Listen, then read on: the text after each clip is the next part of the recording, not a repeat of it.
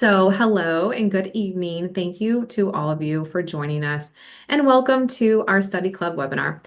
If you're new here, I just want to say welcome.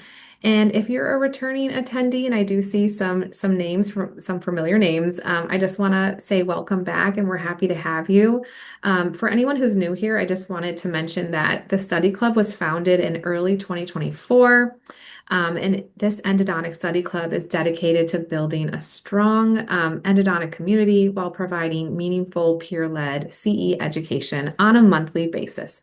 As a reminder to everyone, we meet on the third Wednesday of each month, and we hope to welcome those joining us tonight back for future study club sessions. So for this evening's webinar, we have the pleasure of hearing from Michelle and Krista for Beyond the Handpiece, Team Skills, New Tech, and the Endodontic Patient Experience. So we will review how to create a perfect handoff between the front office assistants and doctors to increase patient confidence and case acceptance. They will demonstrate how GentleWave can be integrated into real-world clinical workflows efficiently and consistently. They will empower assistants and team members through communication and workflow preparation and share operational strategies that help practices maintain high efficiency without creating that burnout and chaos. So as a reminder, tonight's CE does have 1.5 CE, and I'm just going to really quickly review the process. Just as a reminder, everyone has to be individually registered. The attendance tonight will be recorded via Zoom, and then a quick internal CE validation will take place after today's webinar. Just as a reminder, just make sure your full name is visible in your Zoom. If it's not, if it's like iPhone 17, or maybe, a friend or spouse's name on there, just message us your full name, and then that way we can validate properly. A survey will be sent via email, and you're just going to click on that. You're going to go ahead and fill out that survey. And a reminder, we appreciate your feedback. It helps us develop and grow this study club series. We look forward to hearing that. Once you fill out that survey, that CE will be sent via email. And if you have any questions, feel free to reach out to education@Sonendo, and we'll be happy to help you. So this is an interactive session. I'm already so happy that so many of you are on camera. I can tell tonight is going to be a great evening. So questions are highly encouraged, and there will be a dedicated Q&A session at the end. So as the presentation is going, feel free to enter your questions in the chat box, and we're going to review all of them at the end of this presentation. And there's even an opportunity to come off mute and engage directly with Michelle and Krista. And it is my pleasure to introduce tonight's speakers, Michelle Allen and Krista okay, I have to look at my notes. Lukaesko. Did I say There you go. Lukaesko? You did it good. Lukaesko. So I am super excited to hear from them again. We are just, so pleased to have you. So I'm going to go ahead and stop share and go ahead and, pass it off to you guys. Thank you so much. Thank you. Thank you. All right, so let's go ahead and jump in to our introductions. We are so excited to have you here tonight, and I hope everyone had a good work day today. I'm sure everybody, has had their amazing work day. My name is Michelle Allen. I am a dental assistant at Ballantine Endodontics. I moved to Charlotte, North Carolina in 2008 to go to the North Carolina Dental Assistant Training School, and shortly after I was hired by Dr. Sonia Chopra in 2008, and so I've been working with her for the past 18 years. But I haven't just been a chairside assistant. I've also, I became a clinical leader in 2013. I'm also an educator. I train the team, and I really am involved in building the systems within the practice to run more efficiently while also improving the patient experience as well. I did create a online training course for endodontic assistants. It's called Endo Assisting Amplified.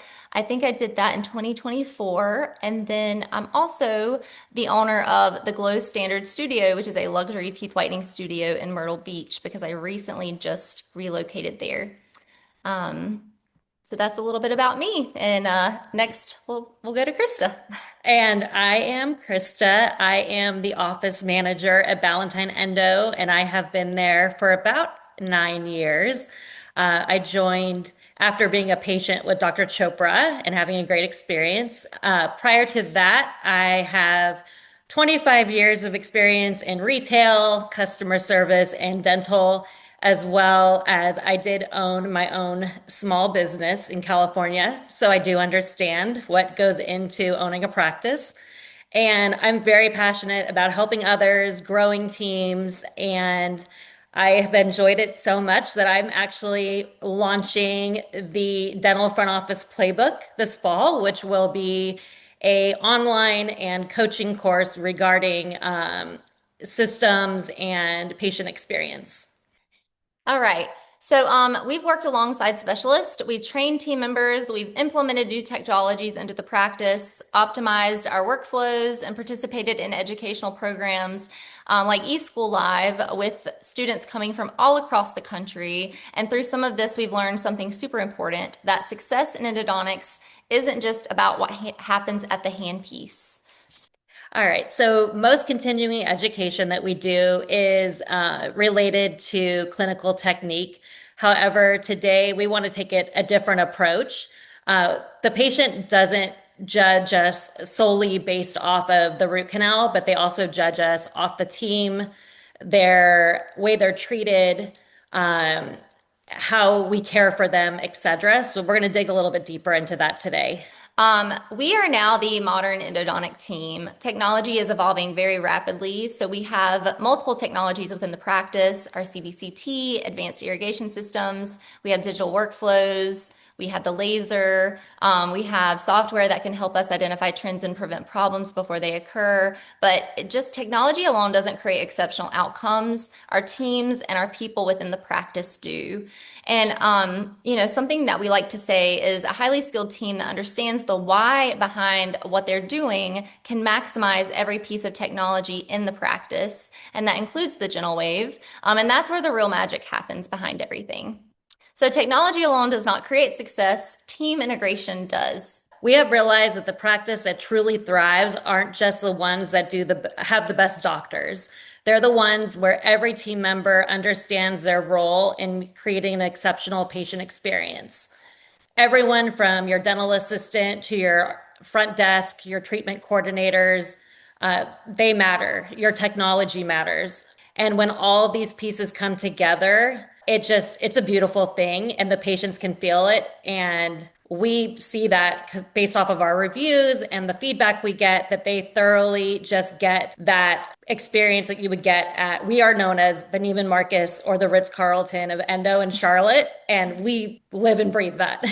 But all of that starts before the doctor picks up the handpiece. So it's your intake, your patient intake, how your patient's treated on the phone, how your assistant brings the patient back and how they're cared for in the chair. And also after the treatment, are your patients going to leave reviews? Do they feel like they were heavily cared for during the actual time that they were in the office? So today we're going beyond the handpiece. We're going to discuss how team skills, communication, workflows, systems, technology, adaptation, troubleshooting, and patient confidence all work together to create a remarkable endodontic experience. Our goals for you to walk away with after the webinar tonight that you can immediately implement in your own practice are to improve efficiencies, reduce stress, increase patient trust, and ultimately create a stronger team. Oh, and then just letting you know, our opinions are based solely on our experiences, and this is everything that we've experienced within our practice specifically. All right, so what makes a successful gentle wave office? A successful gentle wave office are systems driven, and that requires multiple things.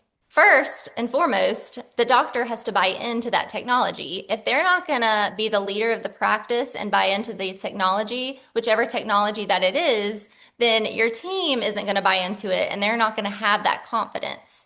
So once the doctor buys in, it's game on. We are going to also follow because we follow our leader and we trust that our leader is making the best decisions for the practice. So with that comes assistant confidence. And whenever your assistant is confident by your side, you can make whatever technology work for your practice, no matter what. And from there, when your front office buys in, when they're able to talk about it with the patient over the phone, or they genuinely believe in the technology, whether it's your cone beam or your gentle wave, your laser, whatever it may be, when they're able to confidently talk about it as well and they're bought in, then it makes your treatment planning easier. Once all of that happens, you can create consistent workflow. And when you can create consistent workflow, then you end up having efficiencies in the office. You can make your scheduling template the way that you want. You can work the way that you want with the technology also included. And that also includes understanding and troubleshooting whatever the technology is, understanding error messages. You want your team to be confident to be able to do that. And then last but not least, educating your patients, educating your referring offices. I'll let you speak on that a little bit more. Yeah. So when we integrated the gentle wave into our practice, we shouted it from the rooftops. We host CE events where we bring in referring doctors and their teams to learn about it. It is really important to educate the referring practice about the technology you bring in. That way they buy into it as well. And then they want to refer to you based off of that, and educating your patients as well to understand the difference between a root canal in 2000 versus a root canal now. They're so different. All right, let's talk about the evolution of a gentle wave office. The beginning phase. This phase is always the most uncomfortable. Whether or not it's the gentle wave, whether or not it's the CVCT, a new CVCT scan, you have to learn the actual machine, and it makes you a little bit uncomfortable. You have to completely just scrap all that you knew and you have to add it in where you feel is needed. Trying to incorporate any new technology is going to slow you down. You're also going to have to create new systems and just a new normal for your office and how it works. Again, it slows you down and it makes you create new beliefs. It also makes you have to be confident about the integration. So the entire team starts to shift focus once that happens. Once your team is confident on the actual integration of the machine, your new systems start to become a habit. You start to become more confident in how you build your platform for the gentle wave specifically, and how the technology shifts how you treat in your practice. And then comes your high efficiency workflow. So what once slowed you down now makes the root canal procedure seamless. You start teaching your team how to create the platforms and hold the handpiece, and you now start to change your schedule because now you can elevate your team members within your practice, and the workflow allows you to see more patients. So the patient journey and case acceptance, we think this is a really important part. So the first call, patients call into your practice and so many people just get the basic information. But that first initial call is honestly the gateway to your practice. And without that initial call, you don't have a patient in the chair. So these are very basic things, but it does set the example of how it should be. So I tell my team, greet each patient with a smile. Smile through the phone. We even keep a mirror by each phone. That way we can see themselves and they're actually conveying that happiness that they enjoy their job and helping people through their call. Ask questions. Don't be afraid to find out what their symptoms are. We do a whole intake to make sure that we know the detail of what they're feeling. Are they symptomatic, asymptomatic? That helps you triage and plan your day or fill your template. Set appointment expectations. Do you want them to come in for a consultation? Do you want to go straight into the root canal? But make sure the patient is aware of what they're coming in for. You don't want them to show up blindsided. And then always make sure to be transparent about financial expectations and your insurance. Verbiage is key. In our practice, we are fee for service and we do collect in full for every patient up front. We always like to use the terminology non-contracted as opposed to out of network, because out of network scares patients. So we'll tell them we're a non-contracted provider, but we'll still file the claim on your behalf and insurance will reimburse you directly. It is very important to be transparent. That way it is portrayed to your patients. And again, they don't have any surprises when they come in. And then at the end, always make sure to summarize your call. Make sure to review everything you went over. Remind them of their appointment details. Always, I like to say, thank you, John, or thank you, Mr. Jones, for calling, and making them feel like we took the time to actually get to know the patient and understand why they were calling. And then the importance of a consultation. We do a consultation on every patient in our office, even when we know they're going to need endo, because we want to meet each individual patient. We want to review their medical history. We want to make sure that we confirm the diagnosis. Are they being referred for number 3, but the pain is really coming from number 30? We want to teach them about our technology. We want to take our own endodontically enhanced imaging. No two cone beams are the same. You can have a machine that goes around your head, but it's all in your interpretation and how you read your scan. And then we want to wow them with our team. Most of our patients, once they get in the chair, they get to meet us, they get to understand us, they see the value in everything that we're presenting, and they convert to treatment. We want patients to know why they were referred to us and what makes us special. And then the reason we don't meet and treat in our practice is it wasn't working for us. Our schedule was empty because patients weren't converting to treatment. 25% of our patients that come in for a consultation don't need or convert to treatment. A lot of people are afraid of that because they're afraid of endo and you need instant gratification, but there is so much value in the consultation. The reasons that patients may not need treatment is they're not localized. They are too afraid to have the root canal that day. They're not financially prepared. They need medical clearance. We've had patients that have almost had a stroke in our chair because of their blood pressure. We don't want to anesthetize them and have a medical emergency. And then insurance wouldn't cover the treatment on the same day. There are 2 types of endodontic patients nowadays. There's the ideal modern endodontic patient, and then there's the hesitant endodontic patient. So the ideal modern endodontic patient is somebody who knows what they want. They're motivated to save their teeth. They value the importance of a root canal. They understand that an extraction should be the last option. They trust expertise. Most likely they came to you, they found us on their own. They do their own research. They Google everything, or now ChatGPT everything. They read our reviews online, etc. And then they understand the value. They're not basing their decision of who they're going to off of their insurance. They're financially prepared, and they appreciate transparent fees and treatment planning. And then a lot of patients want to know the why. Patients tend to geek out on technology. Everyone is so hyper focused on the latest and greatest. So when we bring them in and they see all of our little gadgets, they're very wowed.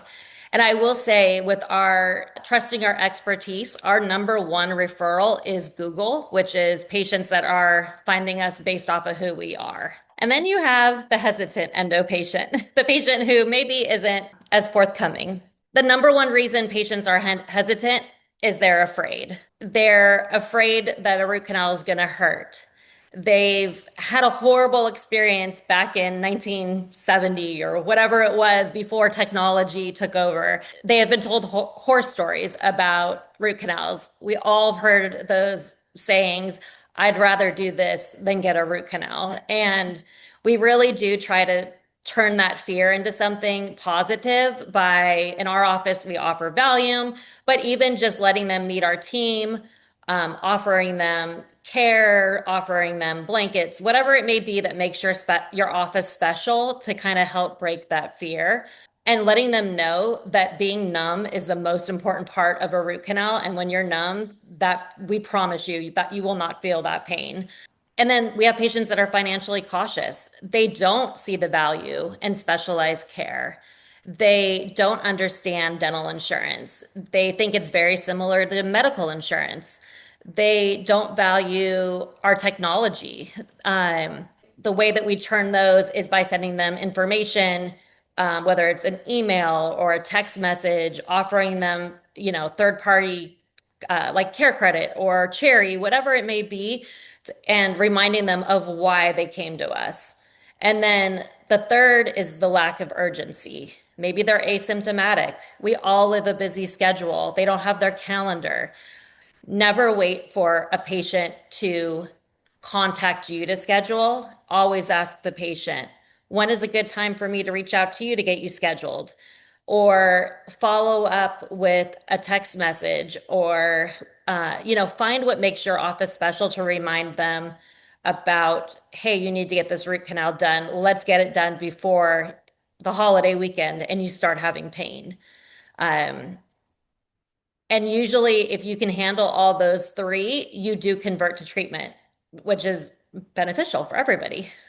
All right, now we're going to talk about how to talk about the gentle wave. Our team believes in something called the perfect handoff. And what this is, it's consistency, creating confidence with patients. What this is specifically is a cohesive team leads to case acceptance. Everyone on our team, the doctor, the assistants, and the front office, believe in the technology and are raving about the technology as soon as the patient comes face to face with them. So the diagnosis is the why. This is when the doctor is in the room and they are, they're doing the testings. They're explaining the why specifically, explaining what they see on the CBCT scan, what they see on the x-rays, and what they've done with the clinical testing.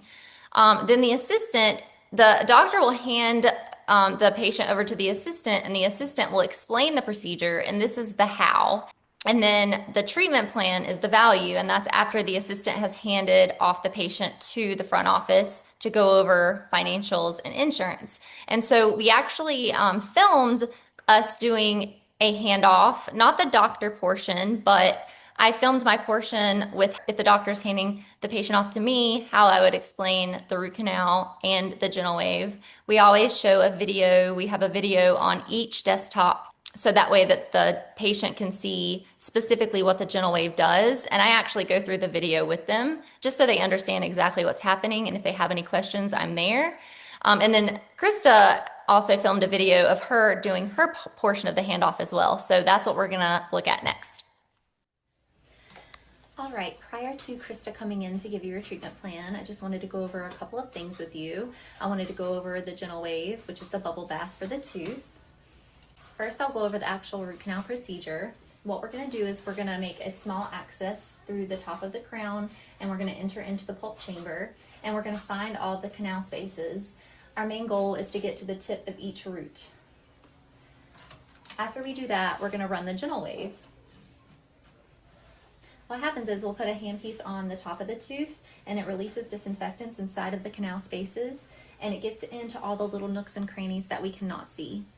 It doesn't go outside of the tooth, so it stays within the tooth, and you won't be able to feel anything because you'll be nice and numb anyway. I'll let you finish watching the video, and if you have any questions, please feel free to ask.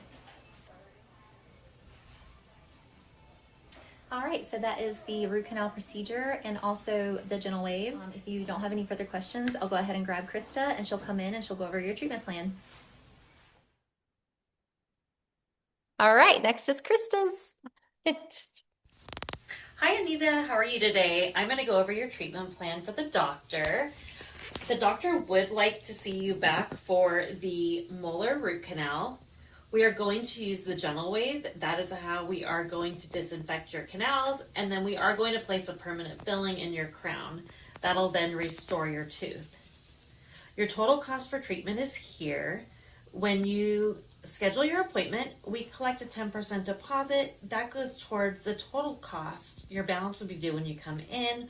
On that day, we'll file the claim to your insurance. They'll reimburse you directly for any allowed amounts. We will hold back the gentle wave code. It isn't covered by your insurance. However, we do want to make sure you get the maximum benefits remaining for your other two. Do you have any questions? One thing about that is the doctor has already, because you don't see the doctor's portion, but they have already talked about the gentle wave. So the doctor's talked about it. Then Michelle or the clinical team talks about it, and then the front talks about it. So by then, the patient has heard it 3 times, and by then they're bought in and they really do value it. Gentle wave or any technology that our doctors want to use in our office are not optional. So we treatment plan it for everybody, which we do not get pushback at all, and we charge for it. And I think we've had gentle wave for almost 8 years, right? We got it in 2018. Yeah. So in the 8 years that we've had gentle wave, I think I can maybe count on 2 to 3 fingers of patients that didn't understand it, and that was very early on. Yeah. I would say at least 3 patients Right. that gave us a harder time. But in 8 years, that's pretty good. And I think we've treated close to 12,000 patients with it now, right? Yeah. Probably. Something like that. So we we believe in it, and the patient does too, because they've heard it so many times by the time we get to the final handoff.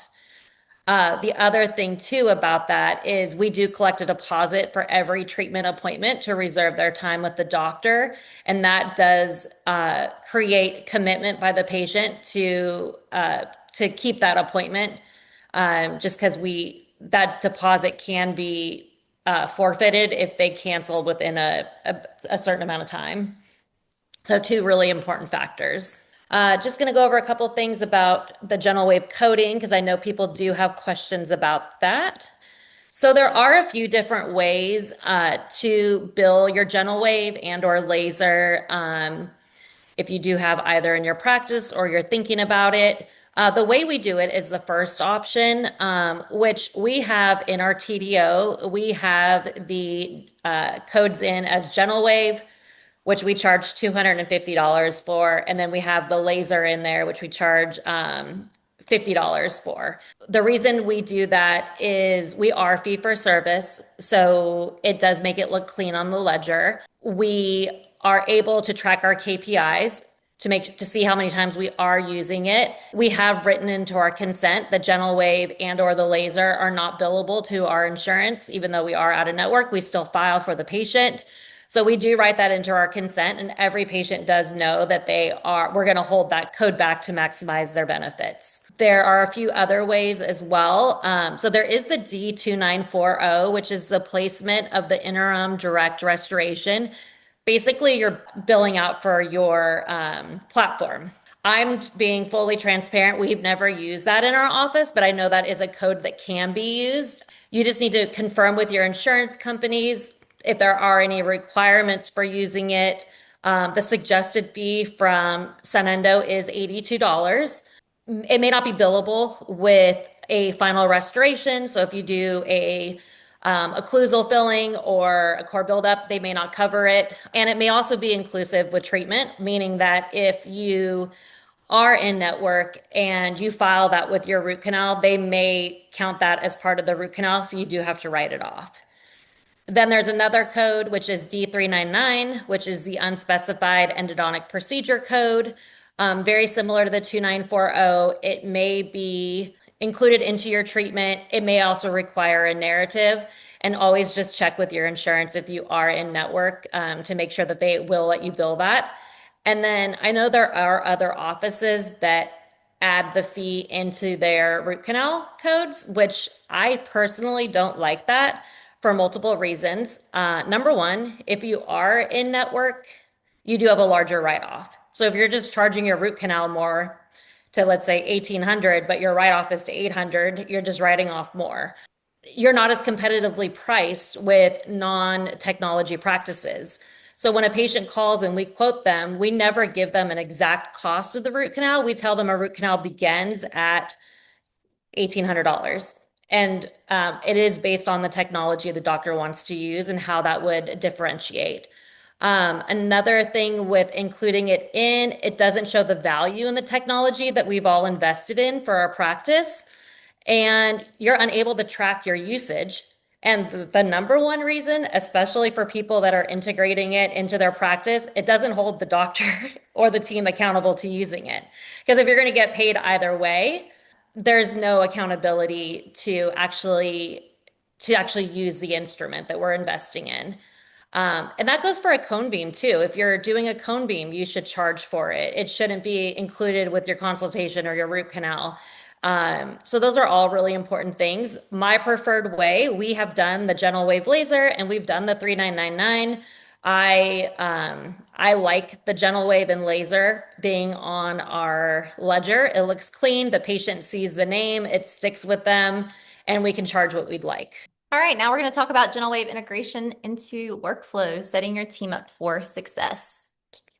So in our office before the patient arrives, and this is actually even the night before, so we do have a bigger team. We have 3 doctors, and I don't even know how many assistants we have at this point, but we're normally separated into teams for the day if it's a double doctor day. So when I'm coming in as a opening assistant, I always like for my gentle wave to be already filled and ready to go for me to just put it into the room and prime it.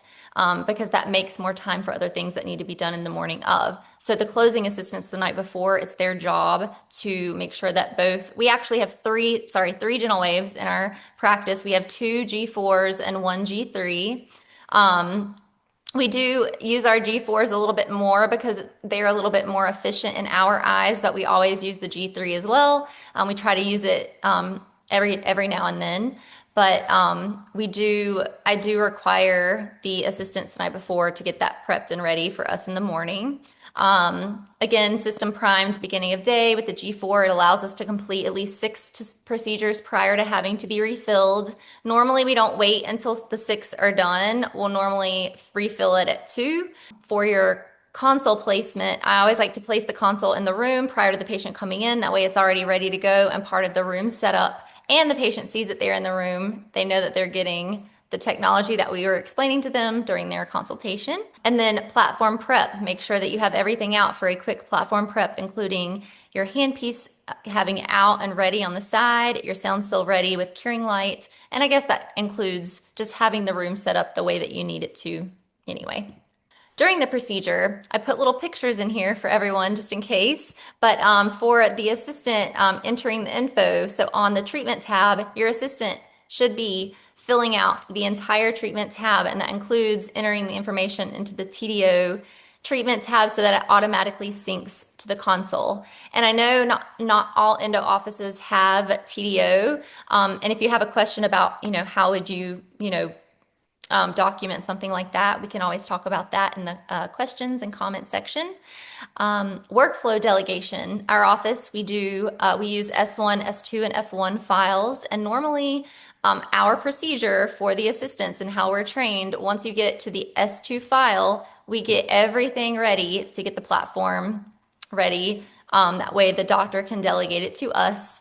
With our office, we in the state of North Carolina, we are allowed to make the platform and we are allowed to hold the handpiece, but that may not be able to be done in every state. So the next tab over is the assistant responsibilities. It's under the scope of practice in your state specifically. Every state is different, so you have to look that up. But the assistant can create the platform, hold the handpiece, and we also remove the platform once it's finished. And as far as doctor's responsibilities, if you can train your assistant to do the platform, make sure if you're just integrating the gentle wave into the practice that you feel confident first. That's the number one thing. But once you do feel confident and you feel like you can hand it off to your team member, that's going to change the game for you because that's going to free up a lot more time. So train your assistant to feel confident in creating the platform, even if it is missing a wall. We can place bond and we can, put it over that. So the doctor has to re-access the platform once it is made, in which the picture up here shows a platform that's already been re-accessed, and then holding the handpiece throughout the leakage cycle to make sure that everything is good before handing off to the assistant. So that is one thing that all of our doctors do in the practice is they make sure that we can get through that leakage cycle before they actually hand it off. And during the leakage cycle, we're explaining it to the patient, like you shouldn't taste anything, you shouldn't feel anything. During the procedure, the assistant is going to hold the handpiece. It's automated, and all we have to do is, take our foot off the pedal if we need to stop anything for any reason. So we're explaining that part to the patient as well. I was going to say, yeah, well, one thing is I know that we've had that issue with our doctors, one doctor in particular who doesn't like to relinquish control. And if your assistants are able to help you and do that for you to get up and go be productive somewhere else, trust in your team to let them do that, because I feel, or we both feel like that is it's a positive for the doctor and the patient waiting. It just allows the doctor to be more efficient, and it also elevates your team member to let them have autonomy and know that you can count on them and that you believe in the work that they're doing. I love that. Thanks for adding that. Yeah. So as far as workflow efficiency, consistent systems reduce chaos in your office. So if everybody's doing it the same way, it's not like one person is asking another person, or the new hire is asking one person and they're getting 5 different answers. So making sure that everyone is trained the same and that the systems stay the same each time will allow the team to have more autonomy. Your room turnover. So once the gentle wave is finished, so we have a specific system. Once that process is finished, Then we flush it and we either place it outside of the room in sterilization. And that's when the next assistant that's going to be with the next patient knows, hey, all I have to do is wipe this console down and then I can place it into the room. Or have the assistant who will be with the next patient come and get the machine. If for some reason, there's things going on in the operatory where you can't break free to do that, they'll come in and they'll grab it and then they'll take it away. Have your communication systems in place. Have your expectations in place. Number one, as far as expectations, meaning, have your specific system. That way your assistants know what specifically to do.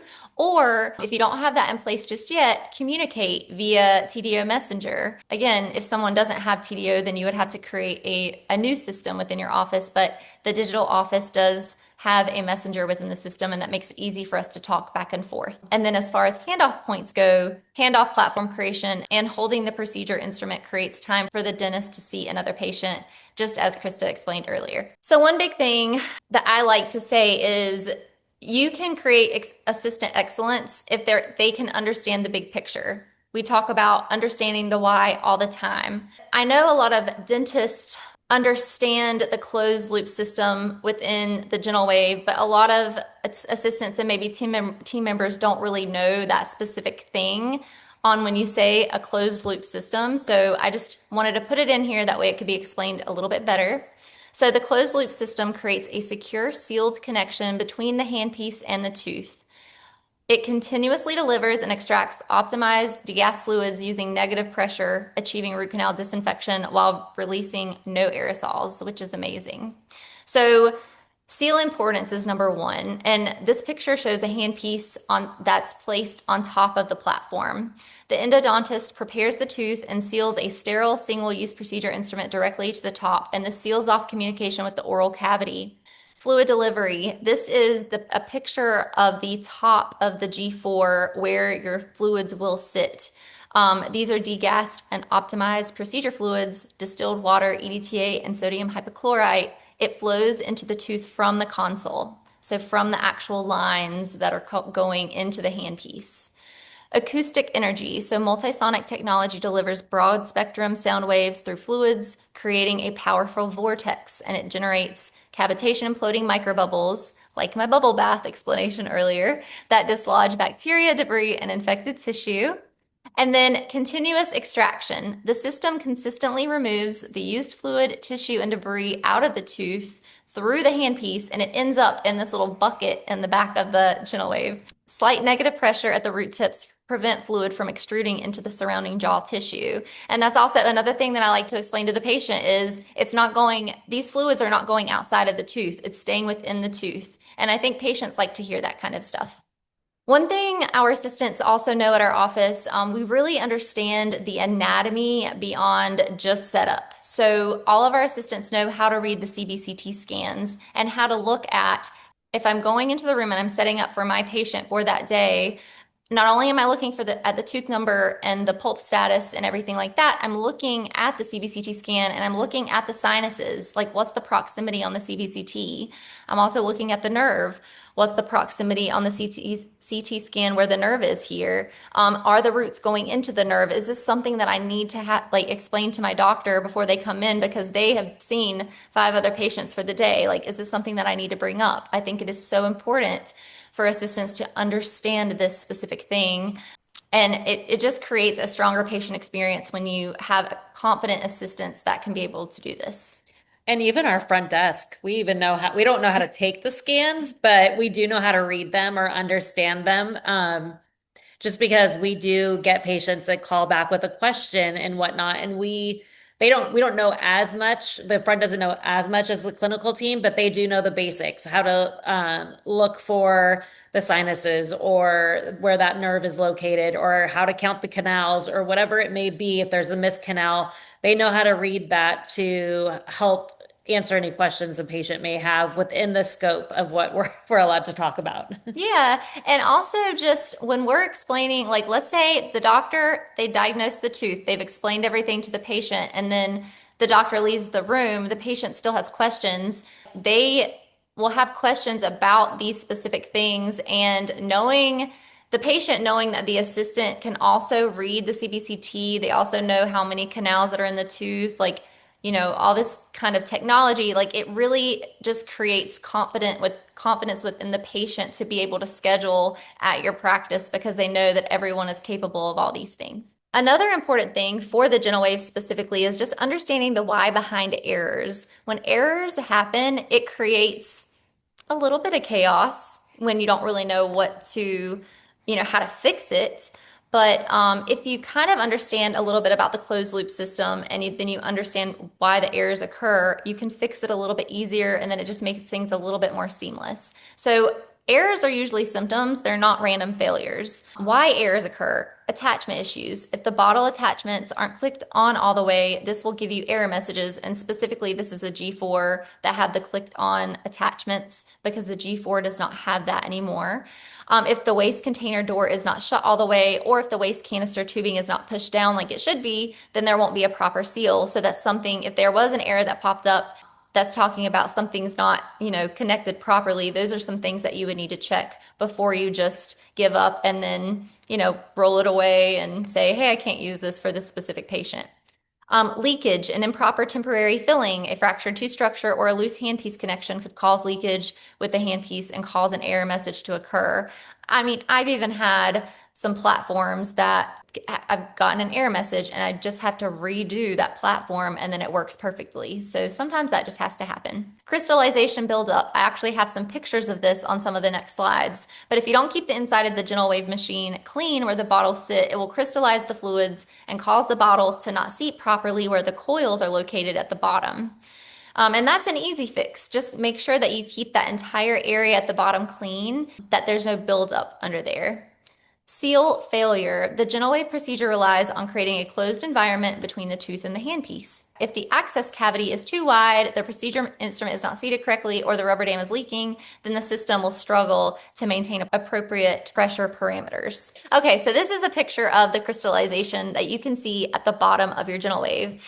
If it starts to look like this, wipe it out, and then it turns into this. So as you can see, the coils are free. There's nothing kind of sitting in there. Your bottle will sit flat in there and it'll be able to connect the way that it needs to be able to run properly. So if you're having some error messages, these are the things that you would need to look for.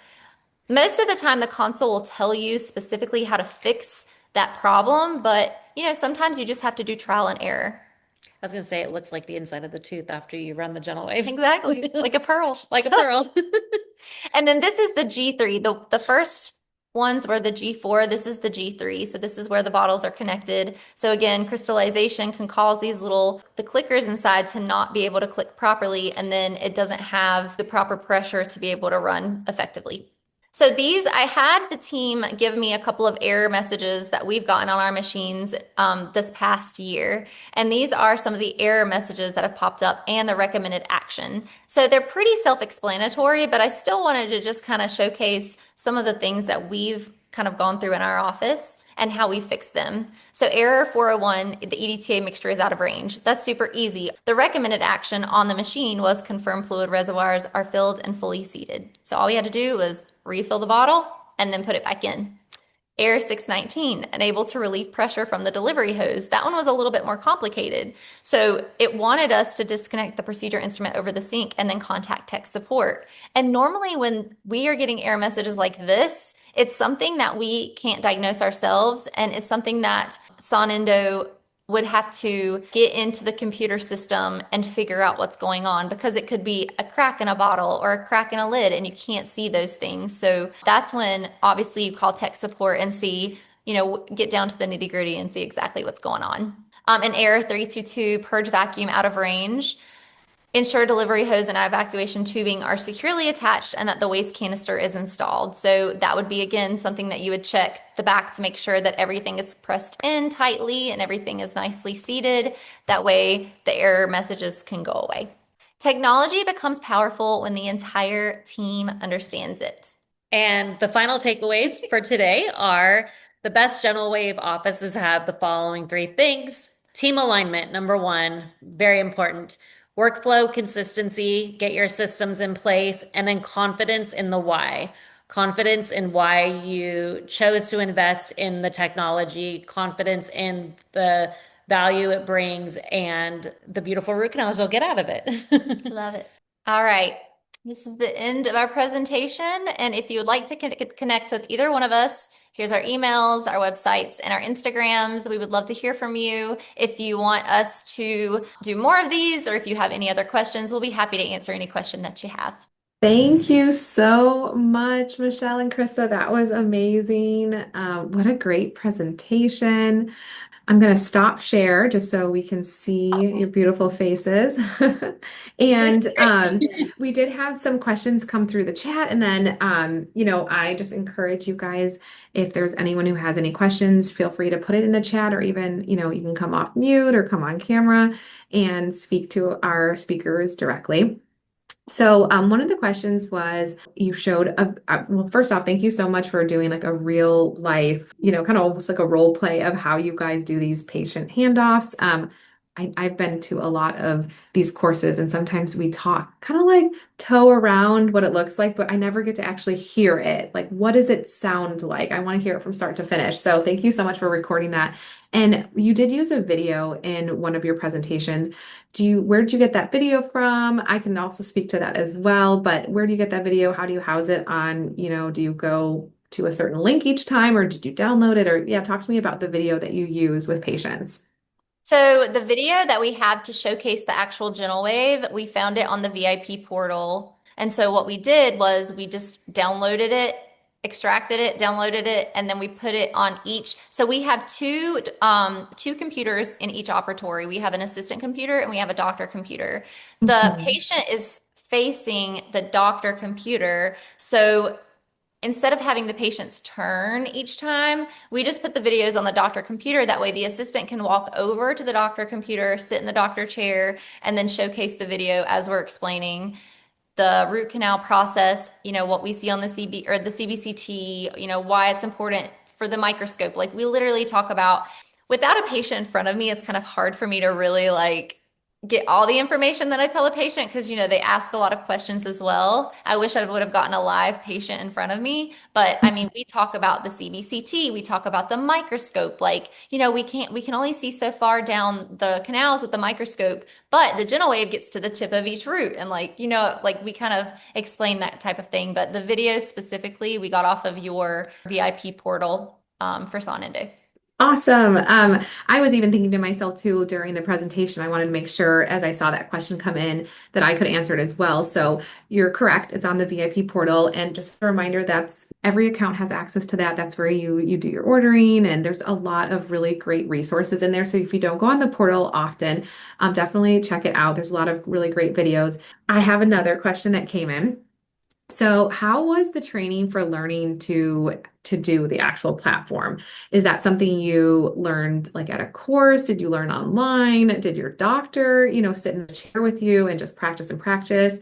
When did you guys feel confident enough to start doing the platform? Tell me a little bit more about that experience. Yeah, so the doctors, specifically Dr. Chopra, because I think I'm one to be like, hey, I want to know how to do this. She obviously had to learn and be pushed how to learn how to do these platforms on broken down teeth that are close to the sinuses.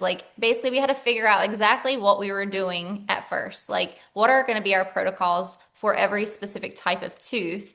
And then once she was confident that she could train us, so Sonendo came to our office and trained the doctors how to do the platform perfectly and everything like that.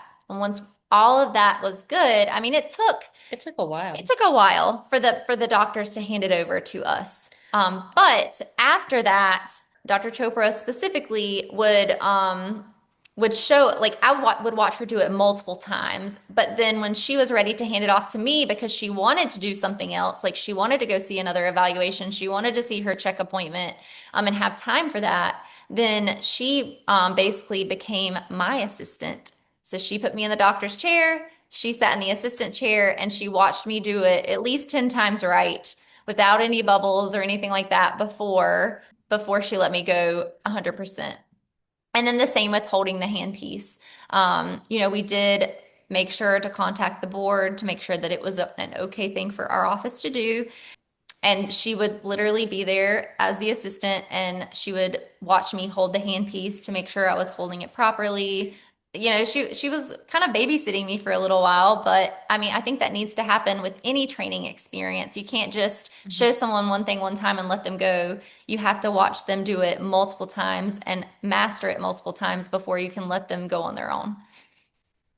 Thank you, Michelle. And I know I've been at Valentine and I've been to your hands-on course for your team members, and I've seen you work with assistants on platform building. I know with this presentation, we were more talking about the team, and but I wanted to ask you, since we're on platform building, for an office that's maybe there's an assistant just like you who wants to take on that added responsibility.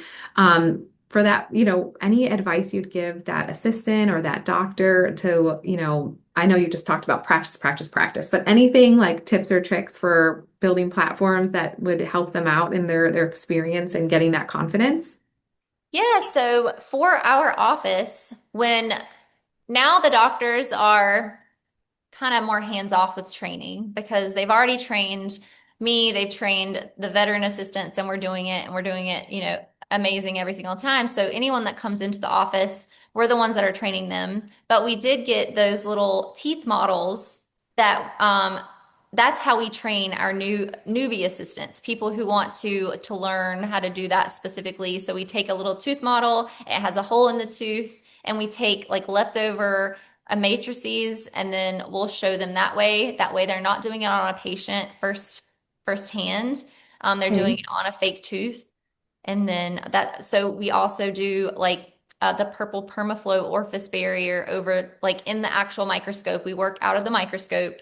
And we put that like inside of the tooth when we're done, if there's a temporary filling going in. And so we'll actually use an extracted tooth so that the assistant can look into the microscope to get the orientation on where their hands need to go and everything like that. So you can use tooth models, you can use extracted teeth, drill a little hole in there, and then you can practice that way. That's great advice. Krista, I believe this question is for you. What is your dog's name? Is that a dog back there? His name is Tucker. He is an almost 10-year-old boxer and he's an old man. I am so happy that Tucker was able to join us I tonight. know he came over and I'm like, oh no, where's he going? The next question is, what systems does your office use to turn over an operatory after patients? What system do we use? I mean, basically, what we do is when we're all finished, if it's my room and we're all done with the patient, then I'm gonna remove all the things in my cassette because the way that I know everybody like sets up their room a little bit differently, but we have a blue sheet of paper on our assistant table that houses our treatment cassette. We keep the instruments in the cassette. So when we're done, we make sure that everything that goes into that cassette is in the cassette before we transfer it over to sterilization because we want to make sure that everything is together. And then we make sure it's closed and we put it on a tray and we walk it over to sterilization. Our sharps container is in the room, so we'll empty the sharps container there, and then we'll take the blue paper off, and then we wipe the room twice. Some people do like spray, wipe, spray, but you just have to make sure that you are, leaving the cavicide on there long enough to kill the bacteria. And then after that, we'll put our barriers back on. I mean, we're so fast paced at our office. Like, as soon as I'm done turning over one room, I'm ready to set up for my next patient. Even though the doctor's with another patient, I'm going to have to seat pretty quickly after that. So, I mean, I hope that answered the question, but that's kind of our system with everything. No, that's helpful to hear that. The next question I have is you referenced a little bit the G3 and the G4 console. It sounds like you have both in your practice. You talked a little bit about the maintenance. Any other, anything that you wanted to share, what you like or what's different than the G4 console that you guys, utilize in your practice? Any of the features that are different that you guys tend to, yeah, like with that system? Yes. So at the beginning, obviously we got two G3s Amazing. Like they're just amazing machines regardless, and we will use Mhm. both of them. If a G4 is down, maybe for maintenance or whatever, we're grabbing the G3. But the huge difference is when you prime it in the morning, you have 6 procedures left to rotate that G4 from room or operatory to operatory, and that just saves a lot of time. It is very efficient. I do love the little waves on the G4 console. They Um, are so relaxing. yeah, I know. I look at it sometimes and I'm like, oh yeah, I feel like I'm at the beach. But it's just a bigger screen, which is nice. It looks really good in the operatory, but I would say mostly just the efficiency that it gives you, having to be able to just prime it once, 6 procedures. You only have to dump it, the water in the back at the end of the day most of the time. So, I mean that's pretty much what I would say. Awesome. Thank you. I have a question for Krista. Talking with you guys, I can tell that you guys just take such pride in your work and in your practice, and you want to take care of your patients. But Krista, if you have a new team member that comes on, or even just for existing team members, how do you create that culture within your team that's positive and feels a sense of ownership in the patient experience? How do you do that with your existing teams or even with new team members that come on to the practice? Yeah, I think it starts from the interview. So when we're interviewing people, we're finding out their core values, why they want to work there, and making sure that they're aligned with what we believe in and what, our main goal is to help people. I mean, we are an emergency room for teeth, so we need to make sure people are empathetic and making sure that they match our core values, number one. And then from day one of when they join the team, we immediately integrate them in. We go over, our team expectations. We review our core values. We have 10 things that we came up with as a group. We go over our team commitment and then we give them a buddy. So I think that is a really important thing. Like we buddy them up with a front team member or a clinical team member if Michelle or I aren't available. And they kind of have that buddy to kind of latch onto and kind of work as a mentor towards them. I think that immediately makes people feel comfortable. And then I think for the clinical team, we always start them off in sterilization or learning like how we run before we throw them into treatment or an eval. Even if they have experience, they need to learn the BE way. And then we have a whole system of how we're going to integrate them in. And then for front, same thing. They have their buddy. They're not left alone. They're sitting with somebody their entire shift, whatever it may be. And then with our front desk, we always have them spend a day with clinical to learn the why behind what they're talking about. So they'll watch evals, they'll watch treatments, with the front, they will check the patient in and they'll follow the patient through the entire cycle until they check out. And that gets them that whole loop of, okay, here's the financial, here's the treatment, here's the claim. So it kind of is it's a whole circular, like a wheel of how they're going to work. And then we try not to let people fly too early because it can be intimidating for them, especially with our volume and what our teams can do. But the biggest thing is to give them a mentor, give them a buddy, welcome them with open arms, and make sure that they're aligned. I was just going to say with clinical specifically, because there's so much to learn, Mhm. I always like to chop things up. Mhm. So very like, give them sterilization for 2 weeks. That becomes their zone. So they get really good at this thing. They get to know the instruments. They get to know where everything goes, where to put all the new stuff, where to put the dirty stuff, like that kind of thing. And then when they're done with that, you have to follow up, make sure that they've mastered that skill and that they feel confident to move on to the next thing. And then when we move them on either to treatment or to evaluations, we're not giving them the entire treatment. We're just giving them the half Mhm. part of treatment. And the same with the evaluations, because again, it's just so much to learn. with three doctors that they're not completely different, but they have some differences in what they do during the treatment. You don't want to overwhelm people too soon. So Mhm. breaking things up. But yeah, I think a fish, like really the most important thing is hiring based off of your core values and making sure that you're not bringing a team member just because you're desperate. I mean, we've all been there, but really trying to, like, we've gone through some turnover recently with people moving and life changes and whatnot. And we're really hiring with intention. And we see that hiring with intention and with matching our core values is going to get us a lot further than just hiring to have a body there. So I think that is the most important part. Is really nice. Thank you so much. I know we talk a lot about clinical, but that is definitely something that I hear from a lot of offices, high turnover and culture in the practice. So just wanted to hear how you guys, how you guys go about that. I did have a question. I think I can take this one. This one was just a question about the G4 and the Pro Control. So right now, do you have the ability to change the delivery sequence of the solutions? And the answer for that is not at this time. We did release the first, Pro Control ability to have the, a little bit more control for the doctors, and that's for the bleach percent. So from 4 up to 5%. So that is on every G4, and hopefully more innovation is to come in the future. My last question that I have here is, I heard you guys call the Gentle Wave like a bubble bath, as I think what you guys heard, what I heard. I know every office has different tribal language, and it's important that everyone's being consistent.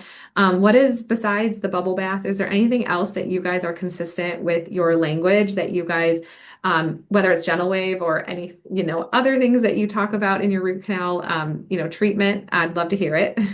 We call all of our imaging endodonically enhanced imaging because Okay. I think I kind of touched on that earlier, but it does really set us apart, especially because we do a consultation on everybody. And, people are like, well, I've already had a machine go around my head, or I've already had an x-ray. And we're like, right, ours are endodonically enhanced. And I think that is beautifully, it just sounds a little bit more romantic, for lack of better word, than being like, we're going to take our own x-ray. Our romantic verbiage. Yeah. The bubble Yes. bath. Bubble Yeah. bath and our endodontically enhanced imaging. But no, that we do use consistently.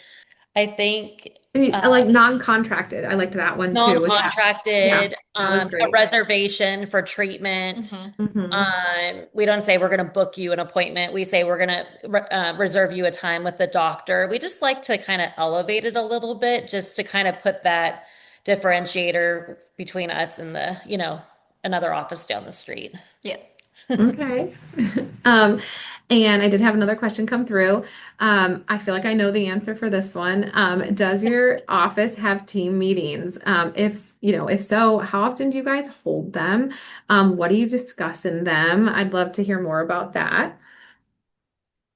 We do. We've gone from everywhere from having a meeting every week. Right now, we're currently at once a month just because we are so busy and we don't want to turn patients away. So we try to do block out time during the morning. So we'll usually do a Tuesday. We'll come in at 7 a.m. We'll open a little bit later, but we've been so busy right now that we don't want to turn people away. So we haven't had one in the last month or so, Yeah. but we have done everything. We've done team meetings that we used to do weekly, and we would run them for about an hour. At the end of the day, that we noticed people weren't as involved, or the Yeah. same people were always talking, primarily Michelle and I and the doctors, because everybody was tired and burnt out and wanted to Yeah. go home. You want people to be fresh. Fresh So and the morning meetings were Mhm. great because more people were speaking, more people were, we got bagels and we drank our coffee and we just kind of, all the ideas flowed a little bit better. And we do use a tool called ClickUp in our office. So it is a task management. So we put our meeting agenda in there and we break it down into different categories. We have an area where the team can put in if they have any topics they want to talk about. And then we usually have like an HR, high level HR, or like we call the global. Then we'll usually go over marketing and numbers and how we're doing. Then we'll usually go over any like issues that we may have, or we'll do like a team shout out. So we do have that in play. And then we do a quarterly leadership meeting. So where Michelle and I and the doctors and our marketing director will get together a quarter to review the previous quarter and then talk about the next quarter. And we usually do those outside of the hours of the office because they are usually a half a day. So we'll usually meet like Saturday morning for coffee and breakfast. Yeah, and sometimes like when our meetings, we don't have a ton of things to talk about and we wrap up early, we will do breakout meetings. So there'll be a clinic or the clinical will break out, the front office will break out, and like let's say we needed to do platform training or we needed to train on the purple permaflow orifice barrier, Right. then we'll do that at that time. Or if we need to go over specific protocols for each clinical versus front office. That way we're not talking about things together that doesn't correlate with other people. Yeah. We don't want to be wasting time. We just want to make sure Mhm. everything is In the front breakout, I usually do with the team is I'll usually pull phone calls because we record all of our calls, and Oh, okay. I will usually pull the person ahead of time and be like, "Hey, I'm going to use your call," and then I don't want to say critique it, but we take the call and we talk about it because we can only hear one end when if I'm back there, I can hear what the girls are talking about, but I don't know what the patient is saying. So I'm like, every call sounds great. Oh my God, our team is amazing, whatever it may be. But then when you listen to the conversation, it isn't that they were bad at the call, but it is learning how you can improve. improve or like take information from each other. Like maybe Jen says something really well and and Celine wants to take away from that.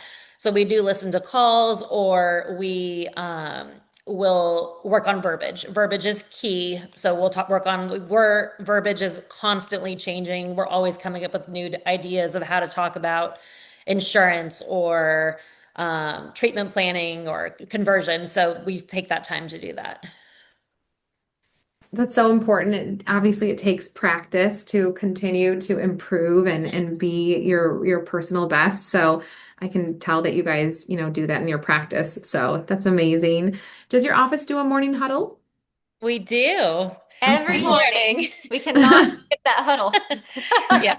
It's very important. You can go Yeah. over what we go. Yeah. So we go over medical history. So the clinical team will bring the patients for the day, the medical history, any checks, maybe a patient that came in for an eval that wasn't localized or any type of check appointment. They go over that. We do any call outs of anything, peculiar, like maybe they're not gonna give a patient, I don't know, epinephrine or whatever, Yeah. so whatever the call outs may be.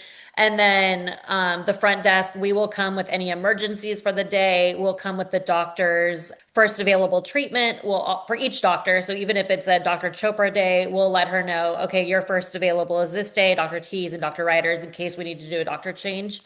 And we will also bring any like other pertinent information, any follow up for the doctor, like a doctor needs to be reached out or a report that needs to be written, whatever it may be. And then we always go over our team agreements and Yep. and then because we do work 7 to 5, we don't have everyone there in the morning.